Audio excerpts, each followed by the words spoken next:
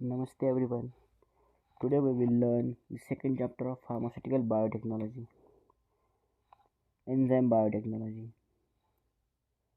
Let's start with the basics of enzyme. So, what are enzymes? Enzymes are nothing but the biological catalyst that accelerate the biochemical reaction in living organism. So, what is catalyst? Catalysts are nothing but those substances which increases the rate of reaction or accelerate any biochemical reaction. मतलब catalyst ऐसे substance होते हैं जो किसी भी biochemical reactions का rate of reaction increase कर सकते हैं या उस रिएक्शन को एक्सलेट कर सकते हैं, उन्हें कहते हैं कैटलिस्ट। ये हुई एंजाइम की definition. So what is examples of enzymes? Examples है पेप्सिन, अमाइलेज। पेप्सिन का काम क्या है? पेप्सिन कहते प्रोटीन्स को डाइजेस्ट करते, अमाइलेज स्टार्च को डाइजेस्ट करते और लाइपेज फैट्स को डाइजेस्ट करते। मतलब क्या होता है कि लाइपेज फैट के डाइजेशन की रेट ऑफ रिएक्शन इंक्रीज करेंगे या उस रिएक्शन को एक्सलरेट करेंगे, क्योंकि लाइपेज एक एंजाइम है और डाइजेशन ऑफ फैट ये एक प्रोसीजर है। ये हुए एंजाइम्स के एग्जांपल। अब हम देखते हैं प्रॉपर्टीज ऑफ एंजाइम्स। एंजाइम्स की जनरल प्रॉपर्टीज क्या है? First, catalytic property. Catalytic property means जैसे कि ऊपर मैंने कहा कैटालिस्ट कौन होता है? जो एक्सीलरेट करता है रिएक्शन को। सेम यहाँ पे वही है, enzymes have extraordinary catalytic power.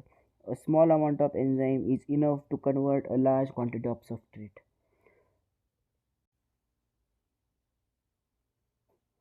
First है कैटालिटिक प्रॉपर्टी। कैटालिटिक प्रॉपर्टी मतलब क्या? एंजाइम्स किसी भी रिएक्शन में सबस्ट्रेट और एंजाइम मिलकर प्रोडक्ट तैयार करते हैं। तो स्मॉल अमाउंट ऑफ एंजाइम बहुत बड़े सबस्ट्रेट को भी प्रोडक्ट में कन्वर्ट कर सकते हैं। ये प्रॉपर्टी होती है एंजाइम्स की, उसे कहते हैं कैटालिटिक प्रॉपर्टी। नेक्स्ट है specificity. Enzymes are very specific in their action, they acts on particular substrates only. जब भी एंजाइम्स और सबस्ट्रेट बाइंड होते हैं तो एंजाइम्स की साइट ऑफ एक्शन जो है, एक्टिव साइट ऑफ एक्शन, उसका शेप चेंज होता है सबस्ट्रेट की वजह से। उस वजह से हम प्रोडक्ट फॉर्म करते, जो भी डिजायर्ड प्रोडक्ट है हम वो प्रोडक्ट फॉर्म करते। तो वो जो बाइंडिंग होती है वो एक स्पेसिफिक साइट ऑफ एक्शन पे होती है।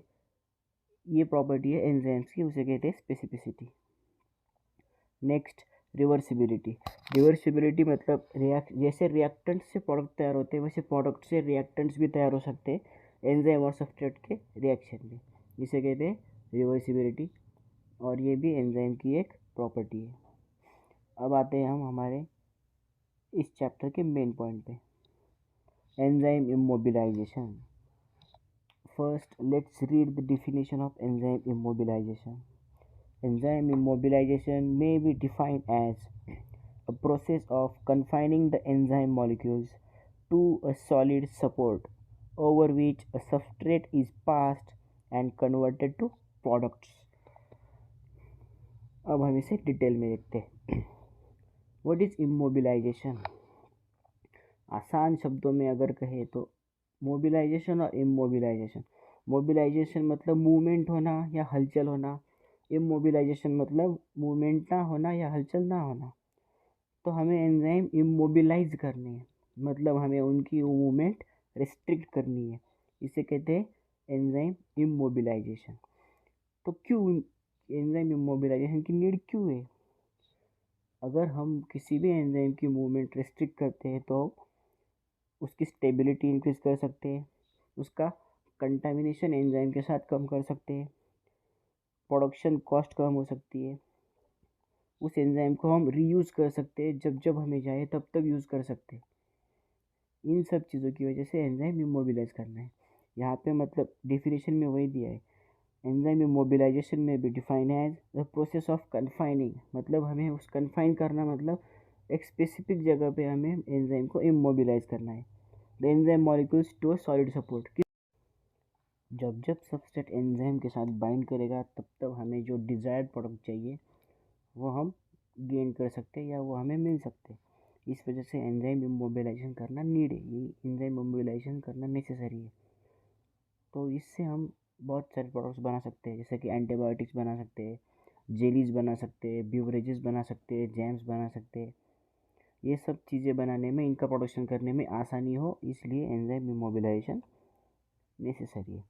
यहाँ पे नीड ऑफ एंजाइम इमोबिलाइजेशन दिया, उसमें सेम ही है, स्टेबिलिटी इन्हांस करना, कंटामिनेशन मिनिमम करना, प्रोडक्शन कॉस्ट कम करना, ये सब आप पढ़ लो। अब आते हैं properties of ideal carrier matrices और सपोर्ट में, दैट मीन्स सॉलिड सपोर्ट। तो सॉलिड सपोर्ट की और आइडियल कैरियर मैट्रिसेस की कौन सी प्रॉपर्टीज़ होनी चाहिए? वही सॉलिड सपोर्ट है जिसके ऊपर हम एंजाइम को कन्फाइन करने वाले या एंजाइम को इमोबिलाइज करने वाले। तो उसकी प्रॉपर्टी कौन सी होनी चाहिए? फर्स्ट, इनर्ट होना चाहिए, कॉस्ट इफेक्टिव होना चाहिए, स्ट्रॉन्ग एंड स्टेबल होना चाहिए, जिसकी वजह से फिर आगे जाके स्टेबिलिटी बढ़े, इजीली अवेलेबल होना चाहिए और रीजनरेबल होना चाहिए, जिसका अपन वापस बार बार यूज़ कर सकते हैं। उसके एग्जांपल्स कौन से आप नोट डाउन कर सकते हैं एग्जांपल्स। ऑर्गेनिक कैरियर्स अलग अलग है, इनऑर्गेनिक कैरियर्स अलग अलग है। सेलुलोज है, डेक्स्ट्रान है, पेक्टिन है, starch, chitosan, polystyrene, porous glass, silica, mineral materials like celite and bentonite, ये सब सॉलिड सपोर्ट्स के एग्जांपल है। अब एंजाइम इमोबिलाइजेशन के मेथड्स देखते हैं कि कौन सी मेथड से हम एंजाइम इमोबिलाइज कर सकते हैं। एक surface immobilisation, second within surface immobilisation. Surface मतलब कैरियर का सरफेस, कैरियर मैट्रिसेस के सरफेस के ऊपर एंजाइम इमोबिलाइज करते, वो 3 प्रकार किए जा सकते हैं। First type adsorption, complexation and then covalent bonding. और विद इन सरफेस इमोबिलाइजेशन मतलब कैरियर मैट्रिसेस के अंदर हमें एंजाइम को कन्फाइन करना, वो किस प्रकार से किए जा सकते हैं? Encapsulation and entrapment. First type देखते हैं, adsorption. Adsorption is the most simple method to immobilize enzymes by adsorbing them on the charged or neutral surface of inert substrate। मैं आपको यहाँ पे दिखाता हूँ, ये देखिए, ये येलो वाले ऑरेंज कलर लाइन में जो है वो सॉलिड सपोर्ट है या कैरियर मैट्रिसेस है, उसके ऊपर हमें एंजाइम्स को एडसॉर्ब करना है। एडसॉर्ब, ध्यान से पढ़िए, हमें यहाँ पे एंजाइम को एडसॉर्ब करना है, जिस वजह से क्या होगा, इस एंजाइम को सॉलिड सपोर्ट के ऊपर एडसॉर्ब करने से एंजाइम की मूवमेंट रिस्ट्रिक्ट हो जाएगी, और इसे ही हम कहेंगे कि एंजाइम इमोबिलाइज हो गया। तो जैसे हमें चाहिए वैसे हम डिज़ायर्ड प्रोडक्ट पाने के लिए इस एंजाइम को यूज़ कर सकते हैं। This is the most common and simple method of enzyme immobilisation. तो इसमें कौन से सॉलिड सपोर्ट में अपन यूज़ कर सकते हैं एडसॉर्प्शन के लिए? वो दिए रेड कलर में, देख सकते हैं आप, aluminium oxide, starch, charcoal, cellulose, ये अलग अलग प्रकार के सॉलिड सपोर्ट है एडसॉर्प्शन प्रोसेस के लिए। इसका एडवांटेज क्या है? ये सिंपल एंड इकोनॉमिकल है एंड इसे हम रीयूज़ भी कर सकते हैं। ये हुआ adsorption, one of the easiest method. Next, examples of enzymes immobilise by adsorption. Adsorption method से किस एंजाइम्स को इमोबिलाइज किया जा सकते हैं उसके एग्जांपल से अल्फा अमाइलेज, कैटालेज, इन्वर्टेज, ये आप मेंशन कर लो, नोट डाउन कर लो। सेकंड मेथड आती है कोवैलेंट बॉन्डिंग। कोवैलेंट बॉन्डिंग और एडसॉर्प्शन में लगभग सब सेम है। हमें वहाँ पे हमने एडसॉर्प्शन में सिर्फ सॉलिड सपोर्ट पे एंजाइम को एडसॉर्ब किया था, यहाँ पे हमें सिर्फ एंजाइम और सॉलिड सपोर्ट के बीच में कोवैलेंट बॉन्ड तैयार करना है। The covalent bond is form between the chemical groups of enzyme and chemical groups on the surface of the carrier. Carrier मतलब ही सॉलिड सपोर्ट। इससे भी क्या होगा कि एंजाइम की मूवमेंट रिस्ट्रिक्ट हो जाएगी। हमारा अल्टीमेट एम जो है एंजाइम की मूवमेंट रिस्ट्रिक्ट करना, मतलब एंजाइम को इमोबिलाइज करना, वो यहाँ पे सक्सेस हो जाएगा। तो इस कोवैलेंट बॉन्डिंग में बॉन्ड फॉर्मेशन के लिए कौन से फंक्शनल ग्रुप यहाँ पे पार्ट लेते? अमाइनो ग्रुप लेते, carboxylic group, hydroxyl group, imidazole group, phenolic group, thiol group. इन सब की वजह से कोवैलेंट बॉन्ड, आपने केमिस्ट्री में तो पढ़ाई होगा फर्स्ट ईयर या सेकंड ईयर केमिस्ट्री में कि covalent bond formation. These are the following examples of enzymes which are immobilized by covalent bonding: amyloglucosidase, pectinase, glucose oxidase. और यहाँ पे कैरियर मैट्रिक्स भी मेंशन किया हुआ है, आप लिख सकते हो। कोवैलेंट बॉन्डिंग के advantages: strong linkage of enzyme to the support, उससे क्या होगा, स्टेबिलिटी बढ़ेगी। नो लीकेज और डिसॉप्शन प्रॉब्लम, लीकेज नहीं होगा, डिसॉप्शन नहीं होगा। Next, comparatively simple method, wide applicability, बहुत ज़्यादा तौर पे यूज़ किया जा सकता है। ये डिसएडवांटेजेस है, लिख के ले सकते हो आप। फर्स्ट डिसएडवांटेज कोवैलेंट बॉन्डिंग का, chemical modification of enzyme leading to the loss of functional conformation of enzyme. तो इससे क्या होता है, हम यहाँ पे अगर मॉडिफिकेशन होगा कोवैलेंट बॉन्डिंग से, केमिकल मॉडिफिकेशन होगा, तो जो बेसिक फंक्शनल नेचर है एंजाइम का वो हम खो सकते हैं, या मॉडिफाई करने की वजह से वो अलग हो सकता है, जो बेसिक नहीं रहेगा। Next is encapsulation. It involves enclosing the enzymes with in semi permeable polymer membrane. यहाँ पे पॉलीमर मेम्ब्रेन क्या है, हमारा कैरियर मैट्रिक्स है। Enzymes are immobilized within the microcapsules prepared from organic polymer. This method of encapsulation is cheap and simple. It provides large surface area. Encapsulation technique is not applicable for high molecular weight substrates. ये देखिए, encapsulation में ये semi permeable membrane के अंदर, with in the semi permeable membrane, enzyme को हमने क्या किया है, कन्फाइन किया या इमोबिलाइज किया हुआ है। ये इनकैप्सुलेशन की प्रोसेस है। अल्टीमेट एम था एंजाइम को इमोबिलाइज करना, वो इस प्रकार से हुआ। नेक्स्ट, एंट्रैपमेंट में क्या होता, in this method enzymes are physically entrapped inside a porous matrix. Entrapment में पोरस मैट्रिक्स, ये देखिए एंट्रैपमेंट में पोरस मैट्रिक्स में एंजाइम्स को इमोबिलाइज किया, और इनकैप्सुलेशन में सेमी परमिएबल मेम्ब्रेन के अंदर एंजाइम्स को इमोबिलाइज किया। The matrix use will be water soluble polymer. यहाँ पे वाटर सोल्यूबल पॉलीमर यूज होगा। Enzymes are entrapped within the suitable gels और फाइबर्स के बीच में एंजाइम्स को एंट्रैप किया जाएगा। एंट्रैपमेंट प्रोसीजर में कौन कौन से मैट्रिसेस यूज़ कर सकते हैं, उसके एग्जांपल्स हैं polyacrylamide gels, cellulose triacetate, agar, gelatin, carrageenan and alginate. ये सब एंट्रैपमेंट में पॉलीमर यूज़ कर सकते हैं, एंट्रैपमेंट मेथड में पॉलीमर यूज़ कर सकते हैं। कौन सी मेथड से हम एंट्रैपमेंट कर सकते हैं? First, inclusion in the gels, next inclusion in fibres and inclusion in microcapsules. ये है एंट्रैपमेंट। नेक्स्ट, क्रॉस लिंकिंग और कोपॉलीमराइजेशन। This method is also called as copolymerization. This method of immobilization enzymes are directly linked by covalent bonds between various groups of enzymes via polyfunctional reagent. तो इसमें क्या होता है, इस प्रकार के इमोबिलाइजेशन मेथड में एंजाइम में डायरेक्टली लिंक किए जाते हैं कोवैलेंट बॉन्ड्स के बीच में। एंजाइम्स के जो वेरियस ग्रुप्स है, जो फंक्शनल ग्रुप्स है जो एंजाइम्स के हैं, उससे पॉलीफंक्शनल रिएजेंट्स के साथ बॉन्ड किया जाता है। यहाँ पे कोई मैट्रिक्स और कोई सपोर्ट इन्वॉल्व नहीं होता। और कौन से पॉलीफंक्शनल रिएजेंट यूज़ किए जाते हैं? Glutaraldehyde, diazonium salt. ये हुआ क्रॉस लिंकिंग। अब आते हैं एप्लीकेशंस पे। हमारा अल्टीमेट एम था एंजाइम को इमोबिलाइज करना, और मतलब उसकी मूवमेंट रिस्ट्रिक्ट करना। तो किस प्रकार से हम मूवमेंट रिस्ट्रिक्ट कर सकते हैं, हमने ऊपर देखा। अब एंजाइम इमोबिलाइज करके कहाँ यूज़ कर सकते हैं, कौन सी इंडस्ट्री में यूज़ कर सकते हैं, उसके एप्लीकेशन हम देखते हैं। First, industrial production of antibiotics, beverages, amino acids etcetera. Antibiotic, beverages, amino acid के प्रोडक्शन में हम यूज़ कर सकते हैं।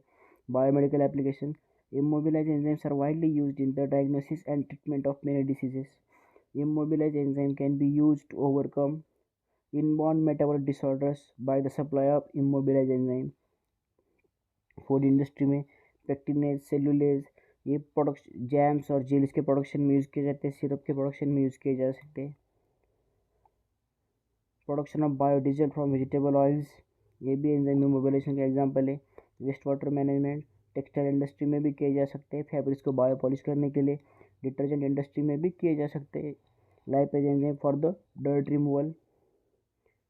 ये हुआ हमारा एंजाइम इमोबिलाइजेशन चैप्टर।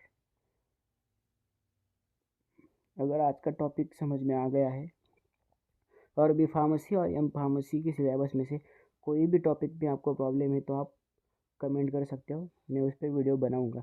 मैं क्विक रिव्यू लेता हूँ, ज़्यादा डीप में नहीं पढ़ा था, जस्ट कंसेप्चुअल अंडरस्टैंडिंग के लिए मैंने वीडियो बनाया है। Thank you. After the short review on enzyme immobilization, let's start with the writing explanation of enzymes or basics of enzymes. We will see here how enzymes act or the mechanism of enzymes. All of you must know enzymes are proteins. Let's take an example. Lipase. Lipase is an enzyme which consists of long polypeptide chain of 276 amino acids, and the chain of amino acids is nothing but the proteins. Before understanding mechanism of enzymes, we must know what is enzyme substrate complex. This is enzyme, this is substrate, and this is the active site of enzyme. So firstly, what is substrate? Substrate is the substance upon which an enzyme acts in a chemical reaction or biochemical reaction. That means substrate एक ऐसा substance होता है जिसके ऊपर enzyme acts करता है product form करने के लिए किसी भी बायोकेमिकल और केमिकल रिएक्शंस में. ये होता enzyme substrate complex. The active site of an enzyme मतलब ये active site of an enzyme is the place where substrate binds at which catalysis occurs, and as the catalysis occurs, which forms enzyme substrate complex. Got it? Fine. Let's see mechanism of enzymes. How enzymes works. Enzymes lowers reactions activation energy. Enzymes lowers reactions activation energy. What is reaction activation energy? Reaction activation energy is nothing but the energy which requires for separating the reactants and products. If we need to separate the reactants and products, we require reaction activation energy. And what enzyme does? Enzyme does lowers reaction activation energy. Let's take an example. This is lactose. Let's consider lactose as a substrate. We need to separate glucose and galactose from the lactose. So this reaction requires high reaction energy. That means reaction activation energy. It requires high reaction activation energy.